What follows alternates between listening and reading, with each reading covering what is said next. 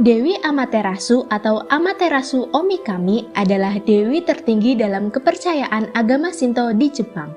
Dewi Amaterasu adalah dewi yang lahir dari Izanagi, dewa yang menciptakan pulau Jepang dan lahir bersamaan dengan dua saudaranya yang lain, yaitu Susanoo, dewa badai dan laut, dan Tsukuyomi, dewa bulan.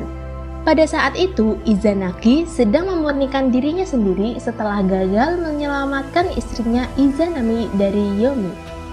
Amaterasu lahir saat Izanagi mencuci mata kirinya. Tsukuyomi lahir dari pembasuhan mata kanan, dan Susanoo ketika membasuh hidungnya. Kemudian, Izanagi memberikan mandat kepada Dewi Amaterasu untuk memegang kekuasaan tertinggi di Takamagahara. Dewi Amaterasu merupakan dewi matahari dan alam semesta. Namanya sendiri berarti bersinar di surga. Maka dari itu, arti dari Amaterasu Omikami adalah dewi yang bersinar di surga. Menurut buku sejarah mitologi Jepang, Kojiki dan Nihon Shoki, Kaisar Jepang dianggap sebagai keturunan langsung dari Dewi Amaterasu. Bukan hanya di Jepang, matahari juga dipuja sebagai dewa di berbagai belahan dunia yang lain, seperti Ra atau Amun-Ra yang merupakan sebutan dewa matahari Mesir kuno, Helios dalam mitologi Yunani, Surya dalam mitologi Hindi, dan masih banyak lagi. Matahari adalah sebuah bintang. Dulu mungkin terdengar sebagai sebuah lelucon, tetapi ini adalah pernyataan yang sangat mendalam. Ya, sama seperti halnya bintang-bintang yang lain.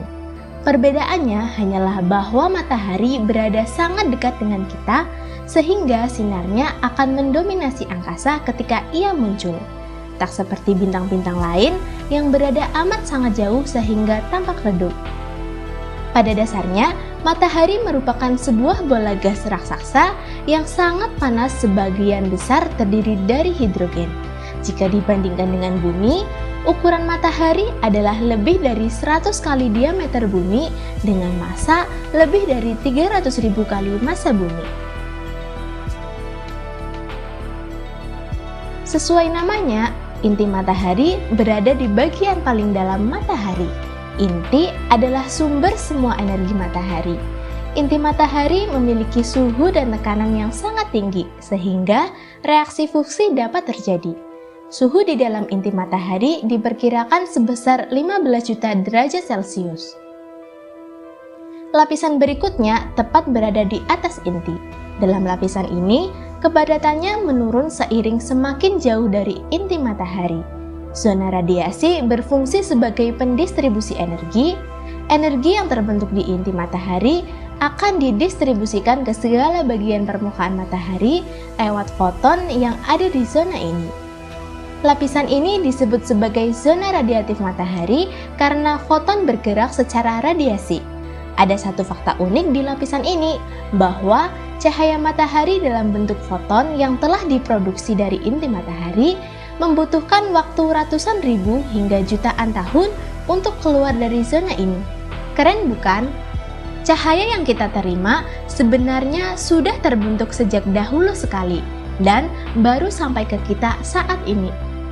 Suhu pada zona ini cenderung lebih rendah daripada inti matahari, yaitu sekitar 2 hingga 7 juta derajat Celcius.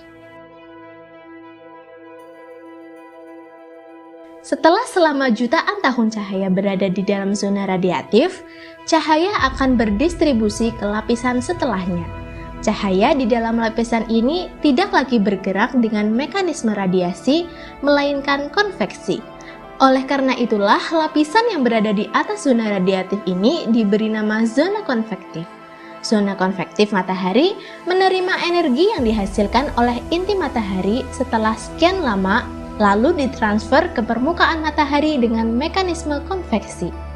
Foton yang telah meninggalkan permukaan matahari membutuhkan waktu kurang lebih selama 8 menit hingga sampai ke bumi.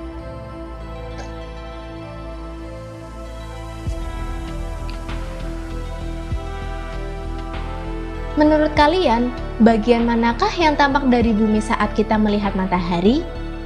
Ya, fotosfer adalah pemisah antara lapisan-lapisan dalam dengan lapisan-lapisan luar atau atmosfer matahari. Fotosfer merupakan lapisan yang secara langsung dapat kita amati dari bumi. Fotosfer bagian terluar juga merupakan lapisan terdingin di matahari dengan suhu 5000 derajat Celcius.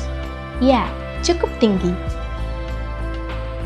Di atas lapisan fotosfer ada lapisan dengan tebal 2000 km yang disebut sebagai kromosfer. Energi kromosfer ditransfer melalui radiasi. Atom hidrogen menyerap energi dari fotosfer dan sebagian besar energi kemudian dipancarkan dalam bentuk cahaya merah. Kromosfer paling mudah dilihat dengan menyaring semua panjang gelombang cahaya lainnya dari matahari dan hanya membiarkan cahaya merah dari kromosfer yang melewatinya. Tampilan kromosfer menunjukkan pola sel konveksi yang serupa dengan yang ada di fotosfer, namun jauh lebih besar. Konveksi berskala besar ini dikenal sebagai granulasi super. Fitur lain yang menarik dari kromosfer adalah lapisan luarnya yang terus berubah. Gerakannya seperti nyala api yang menyembur beberapa ribu kilometer dan kemudian kembali lagi.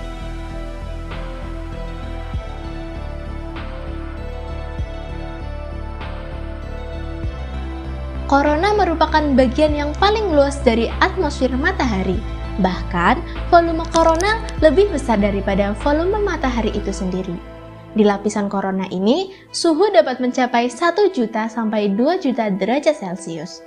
Lapisan korona ini dapat tampak dengan baik dari bumi saat gerhana matahari total terjadi.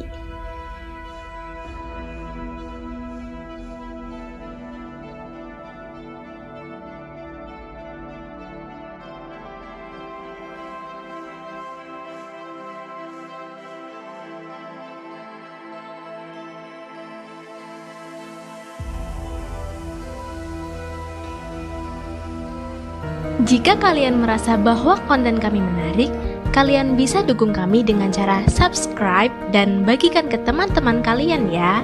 Bersama dengan kami, mari terus mencari tahu dan berusaha terus memahami dunia sekitar kita.